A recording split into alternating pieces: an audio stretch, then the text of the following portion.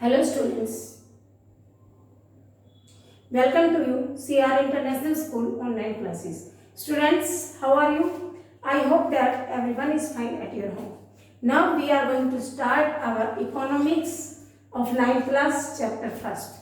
Chapter का नाम है उत्पादन के कारक। जैसा कि आपको नाम से ही विदित हो रहा है कि उत्पादन के कारक किसे कहते हैं, तो इसका उत्पादन का अर्थ क्या है उससे पहले हमारे लिए जान लेना जरूरी है। उत्पादन का मतलब है किसी वस्तु में मूल्य का सृजन करना, जिनकी हमें आवश्यकता होती है उन वस्तुओं का उत्पादन करना, और फिर उन उत्पादित वस्तुओं से हमें बढ़ित रूप में चीजें मिले, बढ़ित रूप में पैसा आए, उसे हम कहते हैं उत्पादन। किसी भी वस्तु का निर्माण करना और निर्माण करके उससे हमें और दुगना पैसा प्राप्त करना। जैसे कि इस बात है, ये कच्चा माल है, लेकिन इससे जब हम गाड़ी बनाएंगे तो हमें उसकी कीमत 4 गुना फालतू मिलेगी। तो इस तरह से उत्पादन किसी भी वस्तु का निर्माण करके उस वस्तु में जो मूल्य हमें प्राप्त होता है उसका सृजन होना उत्पादन कहलाता है। उत्पादन के 4 प्रमुख कारक हैं। सबसे पहला कारक है भूमि। भूमि सबसे पहला और सबसे महत्वपूर्ण घटक है, क्योंकि भूमि पर ही हम फसलें उगा सकते हैं, कृषि कर सकते हैं, पशुपालन कर सकते हैं, डेयरी लगा सकते हैं, और संसाधन जितने भी है हमारे, जैसे जल है, खनिज है, ये सब कहाँ से प्राप्त होते हैं, वन है, ये हमें सब कहाँ से मिलते हैं, भूमि से। इस प्रकार भूमि हमारे लिए एक सबसे पहला महत्वपूर्ण संसाधन है, महत्वपूर्ण घटक है किसका, उत्पादन का, जिस पर उत्पादन प्रक्रिया करके एक अनपढ़ व्यक्ति भी अपनी आजीविका को चला सकता है। इसलिए सबसे महत्वपूर्ण घटक में भूमि को रखा गया है। दूसरा है श्रम। लोगों द्वारा की जाने वाली मेहनत, की जाने वाले पारिश्रमिक श्रम को हम श्रम में काउंट करते हैं। ये विभिन्न प्रकार के श्रम होते हैं। इसमें कुशल प्रशिक्षित, जैसे संस्थाओं में काम करते हैं, स्कूलों में टीचर्स काम करते हैं, कुशल होते हैं, प्रशिक्षित होते हैं, किसी ने बीएड की हुई होती है, किसी ने जेबीटी, किसी ने एमटीटी, किसी ने बीटेक। इनको एक प्रशिक्षण के दौरान सिखाया जाता है कि किस तरह से पढ़ाया जा रहा है। इसी तरह से इंजीनियर बीटेक करके जाते हैं, वो भी प्रशिक्षित होते हैं, डिप्लोमा करके जाते हैं, वो भी प्रशिक्षित होते हैं। उनको बताया जाता है कि किस मशीन के साथ किस तरह से काम करना है, किस तरीके से उन्हें किन चीज़ों का निर्माण करना है। तो जो पढ़े लिखे होते हैं उनको हम कुशल और उसमें कुशल और सक्षम श्रम के रूप में गिनते हैं। और ऐसा नहीं है कि सभी पढ़े लिखे होते हैं, एक संस्था में हर व्यक्ति की जरूरत है। कोई व्यक्ति जिसने शिक्षा ग्रहण नहीं की है लेकिन पढ़ना लिखना जानता, वो भी किसी इंस्टीट्यूट में शामिल हो सकता है। जैसे आपके ड्राइवर है, उसको प्रशिक्षण है बस को चलाने का, उसको वो शामिल किया जा सकता है। कंडक्टर है, उन्हें हर स्टैंड का पता है, बच्चों को किस तरह से चढ़ाना उतारना है। ऐसे ही कंपनी में कर्मचारियों को लेते हुए जाना है, छोड़ना है, तो ये भी एक श्रम ही कहलाता है एक तरह से। और एक होता है शारीरिक श्रम, जो कि व्यक्ति अपने शरीर से श्रम करता है। जैसे मजदूरी करने वाले लोग होते हैं, पेंटिंग करने वाले लोग होते हैं, और कुम्हार वगैरह होते हैं, जो अपने शरीर को के द्वारा श्रम करते हैं, वो शारीरिक श्रम कहलाता है। तीसरा इसका उत्पादन का प्रमुख घटक है भौतिक पूंजी। भौतिक पूंजी में वो पूंजी आती है जिसमें हम उत्पादन प्रक्रिया को निवेश कर सकते हैं, उत्पादन प्रक्रिया को बढ़ा सकते हैं, लेकिन पहले उसमें हमें पैसा लगाना पड़ता है। जैसे कि स्थिर पूंजी।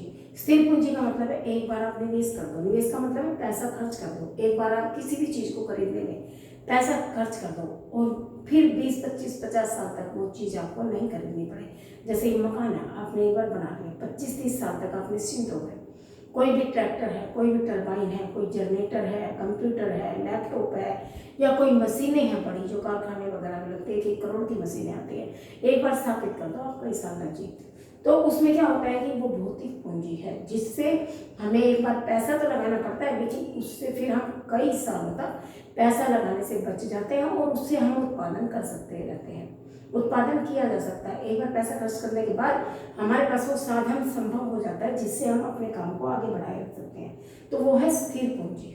स्थिर हो गई, पूंजी भी बन गई हमारी और उससे हमारा काम भी चल रहा है, जिसे हम भौतिक पूंजी में स्थिर पूंजी के नाम से जाना जाता है। उसके बाद होती है कार्यशील पूंजी। कार्य चलता रहता है, पैसा आता है और खर्च होता रहता है। उसको हम दो रूपों में लेते हैं, नकदी रूप में और कार्यशील पूंजी में। जैसे कि नगद तथा कच्चा माल। कच्चा माल है, हम यूज करते हैं, उस कच्चे माल से हम चीजें बनाते हैं और चीजें बिकती जाती है, उससे पैसा आता है, फिर हम और कच्चा माल खरीदते हैं। ये प्रक्रिया निरंतर चलती है। इसी तरह से नगद पैसा है, हमने एक बार व्यापार में या किसी काम को शुरू करने में लगा दिया, उस पैसे से हमारे पास क्या होगा, एक बार हमारा काम शुरू हो गया, कोई दुकान खोल ली, कोई हमने फैक्ट्री खोल ली, कोई उद्योग छोटा मोटा स्थापित कर लिया, कोई कुटीर उद्योग स्थापित कर लिया, उससे हमें एक बार पैसा हाथ में आ जाएगा। फिर उस पैसे से हम उन चीज़ों को स्थापित कर देंगे। स्थापित होने के बाद जो चीज़ें निर्मित करेंगे वो बाजार में बिकेंगी, फिर उनसे हमारे पास पैसा आएगा। तो ये कौन सी पूंजी, कार्यशील, जिससे पैसा लगता भी रहता है और आता भी रहता है। ठीक है, क्लियर। इस तरह से भौतिक पूंजी के ये दो रूप है, एक कार्यशील पूंजी जिसे नकदी रूप में और धन के रूप में हम काउंट करते हैं, दूसरी भौतिक पूंजी जिसमें हम लॉन्ग टाइम के लिए किसी भी चीज को लेकर डाल सकते हैं। तो ये है उत्पादन के मुख्य कार्य। उसके बाद आता है उत्पादन के दौरान चीजों को खरीदना और भुगतान करने के लिए जिस भी पैसे की जरूरत होती है उसे हम कार्यशील पूंजी के नाम से जानते हैं। फिर इसके बाद चौथा जो घटक है वो है मानव पूंजी। इस पूंजी में क्या होता है, मनुष्य अपने ज्ञान का, अपनी कौशल का, परिश्रम का उपयोग करके किसी भी वस्तु को ऐसी बनाता है जिसका उपयोग स्वयं कर सके और उस वस्तु को बाजार में बेच सके। बाजार में बेचने के लिए भी किसी वस्तु में एक गुणवत्ता होनी चाहिए, अट्रैक्शन होना चाहिए, तभी उसे कोई खरीदेगा।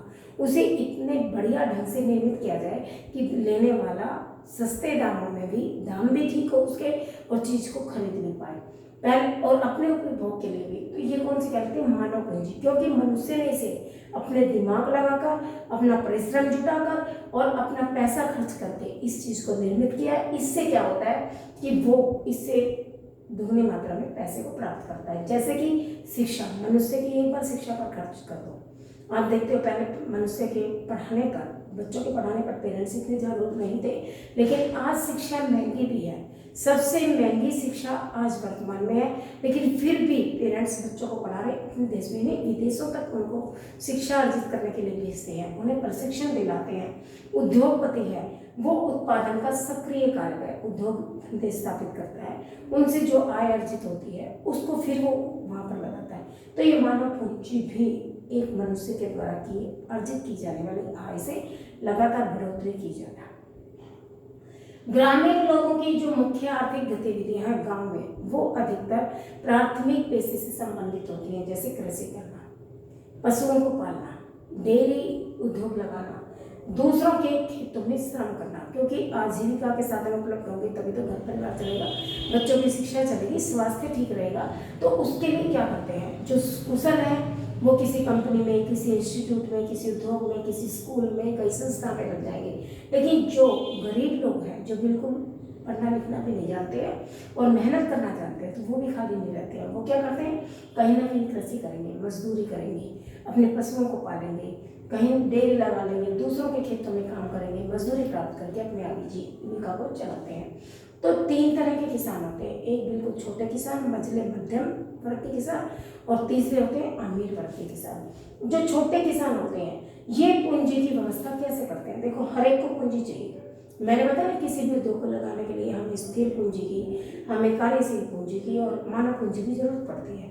तो ये ऐसे किसान जिनके पास पैसा नहीं, जो दूसरों खेतों में काम करते हैं, ये कहाँ से पूंजी लाते हैं, ये क्या करेंगे, या तो अपने सगे संबंधी रिश्तेदारों से, अदरवाइज ये बड़े जो किसान होते हैं, जमींदार होते हैं, साहूकार होते हैं, उनसे पैसा उधार लेते हैं, लेकिन वो फिर एक तरह से कर्ज जाल में फंस जाते हैं। कई बार क्या होता है कि वो कर्ज नहीं चुका पाते और खेती किसी भी कारण से परिस्थिति ऐसी बन जाए कि खराब हो जाए, फसल नष्ट हो जाती है और नहीं ले, छोटे किसान हैं जिन्होंने पैसा लेकर कर्जा किया करके खेती की थी और वो उतना पर्याप्त नहीं जुटा पाते हैं, तो क्या होगा, वो कर्ज में करते चले जाएंगे और ऋण कभी नहीं हो सकते, एक तरह से कर्ज जाल में फंसते चले जाते हैं। तो ये उनके लिए एक तरह से अच्छा नहीं माना जाता, लेकिन करें क्या, उनकी स्थिति ऐसी होती है। अपने यहाँ है ना पंजाब में किसानों की स्थिति फिर भी ठीक है, लेकिन आप मध्य प्रदेश महाराष्ट्र में जाएंगे तो वहाँ पर देखिए आप किसानों को बहुत ज़्यादा समस्याओं का सामना करना पड़ता है। राजस्थान जैसी जगह पर बड़े वहाँ वो साहूकारों से, बड़े जमींदारों से कर्ज लेकर अपना काम चलाते हैं। अगर अच्छी फसल हो गई तो कर्ज को चुका देंगे, नहीं तो वो कर्ज में फंसते चले जाते हैं। उसके बाद जो मझले किसान होते हैं, ये भी बड़े किसानों से, साहूकारों से या रिश्तेदारों से कर्ज लेकर अपना काम आगे बढ़ाते हैं। बैंकों से भी ये ऋण लेते हैं, या फिर ये क्या करते हैं, जिस साल इनकी फसल अच्छी होती है उसको बेच देते हैं। उससे क्या करते हैं, एक हिस्सा वो अपने वर्तमान को लगाते हैं, वर्तमान की जरूरतों को पूरा करने में, और दूसरा हिस्सा वो आगामी कृषि के लिए सेफ रख देते हैं तरफ, चाहे वो बैंक में डाले चाहे वो अपने घर में रखे। उससे क्या होता है, या कभी कभी वो किसी किसी को ऋण भी लेकर उससे ब्याज कमा सकते हैं। तो इस तरह से इनके पास पूंजी आती है जिससे खेती कर सकते हैं। उसके बाद जो बड़े किसान होते हैं वो पूंजी का प्रबंधन कैसे करते हैं, देखो जरूरत कर्ज की सबको पड़ती है। जो ज़्यादा बड़े हैं वो बड़े पैमाने पर कृषि करते हैं, व्यापारिक कृषि करते हैं, वाणिज्यिक कृषि करते हैं। जो अपने मतलब देश में ही विदेशों तक उनका आदान प्रदान होता है, चावल है, गेहूँ है, गन्ना है, कपास है, रबड़ है, ये इस तरह की खेती है। जो वाणिज्यिक स्तर पर बड़े किसान करते हैं तो उनको बड़े स्तर पर, बड़े पैमाने पर पैसा चाहिए होता है, जो कई बार उनकी खेती से उन्हें अर्जित नहीं होता है। तो वो क्या करते हैं, या तो वो सुरक्षित रखते हैं अपने पैसे को, जब उनके पास पैसा आता है तो अगली खेती के लिए उन्हें निकाल दूर रख देते हैं, बैंक में रखते हैं। बैंक से उन्हें उस पैसे पर ब्याज मिलता है जिससे उन्हें फायदा होता है। या फिर जो छोटे किसान हैं, मझले किसान हैं, उनको वो ऋण देते हैं, तो उस ऋण से भी वो ब्याज लेते हैं। तो इस तरह से उनके पास धीरे धीरे अगली खेती के लिए पैसा जमा होता चला जाता है। और बैंकों के साथ साथ ये किसान अपने जो स्थिर निवेश है, स्थिर पूंजी है, उसको भी अर्जित करते हैं। पैसा आया, भवन लेके खरीद दिया, प्लाट लेके गिर दिया, बड़ी मशीनें ले ली, ट्रैक्टर है, टरबाइन है, जनरेटर है, ये आपका थ्रेसिंग कटिंग मशीन है, हार्वेस्टर है, इस तरह की मशीनों को खरीद के डाल देते हैं ताकि उन पे जब पैसा लगाने की जरूरत ना पड़े जब हमें जरूरत हो। तो इस तरह से किसान, और ये मत समझिए कि पूंजी उधार क्यों लेनी पड़ती है, ये सभी को लेनी पड़ती है। छोटे किसानों के पास ज़्यादा पैसा नहीं होता इसलिए लेते हैं, मध्यम किसान भी इसलिए लेते हैं, और बड़े जो किसान हैं वो अपनी आजीविका के साधनों को बढ़ाने के लिए, अच्छी उच्च दर की आय प्राप्त करने के लिए, अपने व्यापार को बढ़ावा देने के लिए। उसके बाद आता है कृषि के लिए पूंजी की जरूरत क्यों पड़ती है। पूंजी लिए बिना कहीं भी काम नहीं चलता। देखो कृषि है, उसमें हमें उर्वरक बीज खरीदने पड़ते हैं, कीटनाशक दवाइयाँ खरीदनी पड़ती हैं जो बड़ी महंगी आती हैं। अगर हम अच्छे स्तर के बीज डालेंगे, कीटनाशक दवाइयों का प्रयोग करेंगे तो हमारी फसल नष्ट नहीं होगी। एक बार पैसा लगेगा लेकिन उससे हमें दोगुना पैसा प्राप्त होने की संभावना बन जाती है। मशीनें बहुत महंगी आती हैं, कम से कम 1-1 लाख, 50-50 हज़ार, 2-2 लाख तक की मशीनें आती हैं जिनको खरीदने के लिए भी पैसा चाहिए। उससे क्या है, एक बार पैसा लगता है लेकिन काम समय से पहले होता है, जल्दी होता है। आप देखो पहले जब नहीं थे हमारे पास पर्याप्त साधन, हल से खेती करते थे, एक खेत को जोतने में पूरा 1 महीना लग जाता था, लेकिन आज एक खेत को जोतने में 1 दिन 2 दिन भी लग जाते हैं बस, इससे ज़्यादा का समय नहीं लग पाता। कितने बड़े खेत हो उतने ही श्रमिक रखे जाते हैं, उतनी मशीनें लगा दो तो काम समय पर पूरा होता है। काम समय पर पूरा हुआ, फसलें टाइम से पहले हमें मिलेंगी जिनको हम मंडी में बेच सकते हैं, और एक साल में 2-3 फसलों को हम पैदा कर सकते हैं। कुशल व अर्धकुशल श्रमिक खरीदने के लिए हमें, जब हम खेती करते हैं, कोई भी संस्थान को स्थापित करते हैं तो हमें श्रमिकों की जरूरत होती है। उसके लिए हमें कोई लेखा जोखा रखने वाला, कोई कैशियर भी चाहिए होता है, कोई कंप्यूटर का काम करने वाला, जो बड़े पैमाने की खेती करते हैं उनकी बात कर रही हूँ। कोई कंप्यूटर का भी हिसाब करने वाला होता है, कहीं बाहर सामान आ रहा जाता है तो उसके आगे का ब्यौरा रखने वाला, आपके ये जो मुंशी वगैरह होते हैं जो रिटर्न भरते हैं। तो इस तरह से जो भी पढ़े लिखे श्रमिक है उनकी भी जरूरत पड़ती है, और जो नहीं पढ़े लिखे हैं, जो मजदूरी करने वाले श्रमिक हैं उनकी भी, क्योंकि मशीनों को चलाने के लिए भी अच्छी श्रमिकों की जरूरत होती है। नलकूप तथा सिंचाई के साधनों के लिए हमारा जो भारत है, यहाँ पर मानसून पर अधिकतर किसान निर्भर होते हैं, जिससे क्या होता है, कई बार बारिश नहीं होती, बिल्कुल सूखा पड़ जाता है, या कई बार नाम मात्र की बारिश होती है, या फिर इतनी हो गई बिना मौसम की बारिश की फसलों को खराब कर देती है। तो यहाँ पर अब किसान समझदार हो गए, वो नलकूपों की सहायता से, फव्वारों की सहायता से या अपने मोटर का हैंडपम्प का प्रयोग करके कुएं आदि अपने खेतों में खुदवा लेते हैं, जिससे उन्हें पर्याप्त मात्रा में पानी मिलता है और मानसून पर, मौसम पर उन्हें डिपेंड नहीं रहना पड़ता कि वर्षा ऋतु आएगी तो ही फसल अच्छी प्राप्त होगी। वो अपनी फसल को सिंचाई के प्रयुक्त साधन, सरकार भी काम करती है, नहरों को खुदवाया है, खेतों तक पानी पहुंचाती है, तालाब है, किसी भी इस तरह का बंदोबस्त करके वो अपनी पूंजी को बढ़ा सकते हैं, अपने खेतों में अच्छी फसल को पैदा कर सकते हैं। इस तरह से हम ये HY बीजों का प्रयोग, HY बीजों के लिए बहुत ज़्यादा पानी की जरूरत होती है, लेकिन ये बीज अपनी उपज से 3 गुना फालतू आय देने वाले, फालतू उपज देने वाले खेती को पैदा करते हैं। इसलिए हरियाणा, पंजाब में तो इस प्रकार के बीजों का चलन है, लेकिन इससे हमें पानी की बहुत ज़्यादा जरूरत पड़ती है, तो इसके लिए पानी की व्यवस्था करने के लिए भी पैसा चाहिए। तो ये ऐसी चीज़ें हैं जहाँ पर किसानों को पैसा चाहिए ही होता है। उसके बाद एक ही भूमि पर उत्पादन को हम कैसे बढ़ा सकते हैं? भूमि का टुकड़ा हमारे पास एक ही है, दूसरे के खेत में हम कर नहीं सकते, और पैसा हम चाहते हैं कि हमारे पास पहले से ज़्यादा हो। तो उसका क्या है, हम क्या दिमाग लगाएंगे कि जो चीज़ हमारे पास है हम उसी से फायदा उठाएं, उसी में हम ऐसा कुछ करें कि हमें आय अधिक अर्जित हो। तो क्या करेंगे? HY बीजों का प्रयोग करेंगे, क्योंकि मैंने आपको पहले बताया HY बीज ऐसे बीज हैं जिनका प्रयोग करने से हमें जो पैदावार है फसलों की, वो पहले जहाँ 1 गुना होती थी उससे 3 गुना होगी ज़्यादा। तो हमारे पास अपने आप अच्छी फसल पैदा होगी, अच्छे फसल को हम मंडी में बेच के अच्छे पैसे कमा सकते हैं। तो इस तरह से उत्पादन को बढ़ा सकते हैं। दूसरा, आधुनिक निवेश करके। आजकल आधुनिक निवेश का मतलब है, जैसे पहले परंपरागत हल होते थे, गोबर का प्रयोग होता था, खाद का प्रयोग, उन चीज़ों को सबको हटा दो पीछे। आज आधुनिक मशीनों का प्रयोग करो, ट्रैक्टर का, टरबाइन का, थ्रेसर का, हार्वेस्टर का, और इसका जनरेटर का। लाइट की नहीं होती थी तो किसान बैठे रहते थे इंतजार में कब लाए। आजकल सब सुविधाएं मौजूद है, केवल पैसा लगाने की देर है। उसके बाद आधुनिक निवेशों में अच्छी किस्म के बीज भी डालो, तब एक बार पैसा लगेगा, एक बार हमने पैसा खर्च दिया, लेकिन उसकी हमें दुगनी आय प्राप्त होगी, दुगनी धन के रूप में हमें पैसा अर्जित होगा। आधुनिक मशीनें खरीद कर, एक बार हमने मशीनें खरीद ली, एक बार पैसा लगा, लेकिन उनसे कई साल हम खेती कर सकते हैं, कई साल हम उनसे आय प्राप्त कर सकते हैं।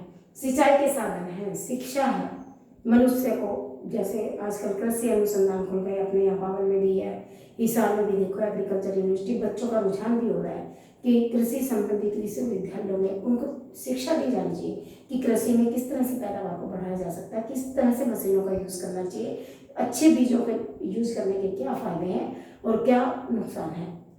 कि कैंपों में, शिविर में किसानों को समय समय पर प्रशिक्षण दिया जाना चाहिए, ताकि वो निवेश करते हुए डरे नहीं, उन्हें ये उम्मीद हो कि जहाँ हम पैसा लगा रहे कहीं ना कहीं हमें इसका फायदा मिलेगा। तो इस तरह से एक ही भूमि पर उत्पादन को बढ़ाया जा सकता है।